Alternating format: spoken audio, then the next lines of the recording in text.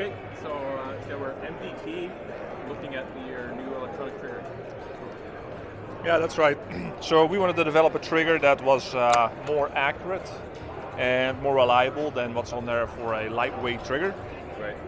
So we introduced electronics in order to make that happen. And this is a zero-stage trigger. In other words, the trigger itself doesn't move at all, the shoe. So what that means is that when you just apply pressure, you can program it to set to 4 ounces, 10 ounces, all the way up to 64 ounces. At that particular setting, the solenoid will release the firing pin. Right. So it should make your rifle more accurate and more reliable, because we don't have to work with very small little surfaces that sit on top of each other. Yeah, it's still in prototyping phase at the moment. We hope to be production later this year, but there will be a lot of beta testing happening before that happens.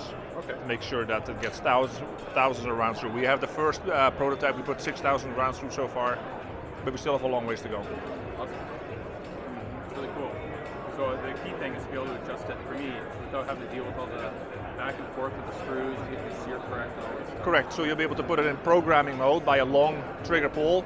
I think it's something like 20-30 seconds, so it's long, so you don't do it by accident. And then in increments, you'll be able to set the trigger weight. So it's electronic, so what's the, how do you do power? Yeah, so there's a battery inside of the trigger. That's one of the things we're still working with right now. It should get approximately 800 to 1,000 shots per charge, and it's about 45 minutes to recharge. So of course people would have a concern, you're halfway through a match and your battery runs out.